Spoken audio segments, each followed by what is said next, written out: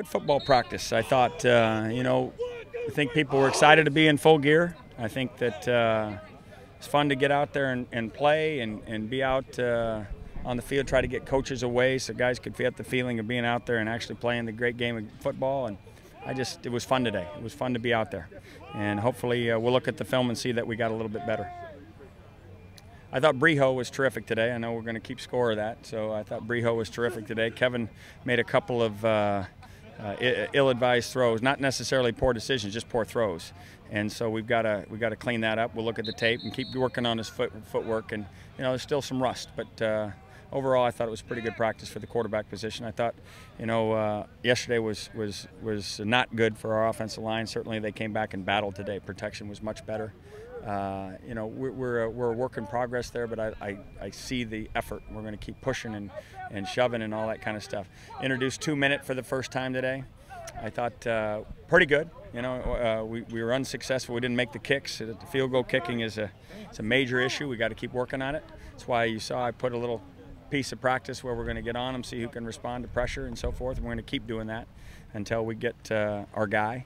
And we got to finish those drives with the kicks. We've been spoiled around here with Kai Forbath, and we need to make sure that we continue to find ways to finish those drives because we've been successful at them in the past.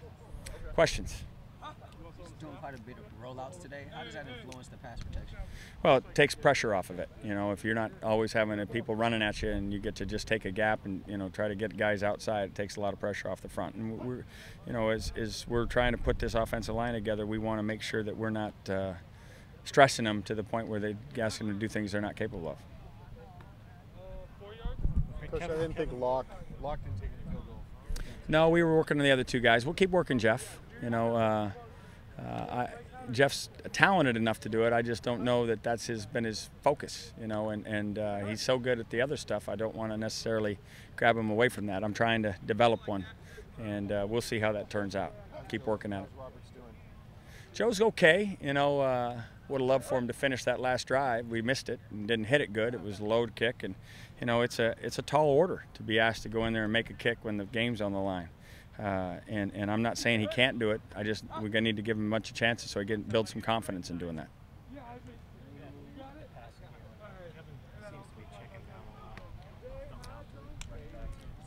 We're trying to make sure that we're staying on schedule, and so if things are breaking down or we don't have a clear view of downfield shot, then we're going to get down. We'll look at the tape to see if he's premature in doing that, but we're not going to take sacks. We're going to do a great job of not getting sacked. In reviewing last year, did you come away with the feeling that maybe you guys weren't utilizing the backs enough as receivers? We were asking them to be in protection more often than not and sealing up some of our deficiencies there. And sometimes the easier way to do it is to get them in a place where you can get it out of your hands. We call it the forest. When you're in the forest, you want to get something out. And we need to keep working on that. Certainly the backs will be involved in protection. We're working on that on a daily basis, but we need also to use them as receivers because they take a 4-yard check down and can make a big play out of it. Shaq Evans and Devin have been exciting players thus far and are earning respect. There's no question about it, and I'm pleased to see it. It creates more competition at the position. I thought Ricky Marvray was really good today. I thought Josh Smith had a good practice coming off of yesterday and being scolded. So I just think that guys are responding, and if we can keep that going, it's a long camp, but if we can keep that going, we're going to be a good team. Can you talk a little bit about that scolding and just kind of what you said to the team after yesterday? Well, Coach Johnson, took Josh out of the drill because he didn't know what he was doing. And I said at the outset on the first night, and I've told you many times, that we're going to play intelligent players. Josh is an intelligent kid, but his concentration has to be on football. And if his concentration isn't on football and he's not available, and anybody who's not concentrating on football has to take a back seat. Somebody else got to get up there.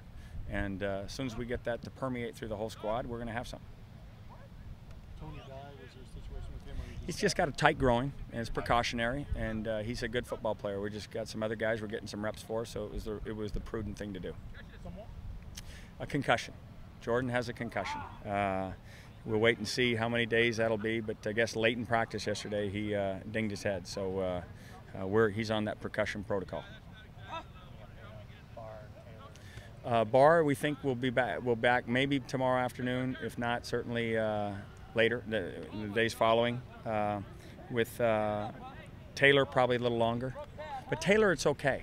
Taylor, for me, is one of those guys who runs his legs into the ground because he just will do everything for you. I think Taylor being down, he's such an experienced player, might keep him fresh, and might be a good thing in disguise.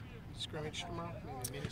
We'll have some plays live tomorrow. Yeah. Afternoon, what? Afternoon. Correct. Yep. How's Greg Capella doing? Doing a nice job. You know, yesterday was not a good day for him, but he responded, as is the case with most of the guys who had days that they didn't want to mail into the scouts. You know, he's a work in progress, you know, with respect to learning guard and also playing center, but you know, you can't ask for more blood and guts brewing. I mean, he's worked his tail off to be in this particular position and be a player that we can count on. Any timetable on Pickman? We're hoping before the first game. We're hoping that we can have him back. It was considered moderate, but we don't want it to have another one where all of a sudden we lose him for a long stretch. So we'll be careful. I would say that if he's ready to start running, we wouldn't use him until game week. Looks like Jordan James is plugging in pretty well. Jordan James is an exciting electric player, and it's fun to have him out there and learning the new job, and we're creating depth. That's in training camp. You know, these injuries that are the nicks, they're not as painful for you because you do create depth for other guys, and you hopefully get those guys back. It's the ones that where bad things happen that are more troublesome. Everybody good? All right, thank you.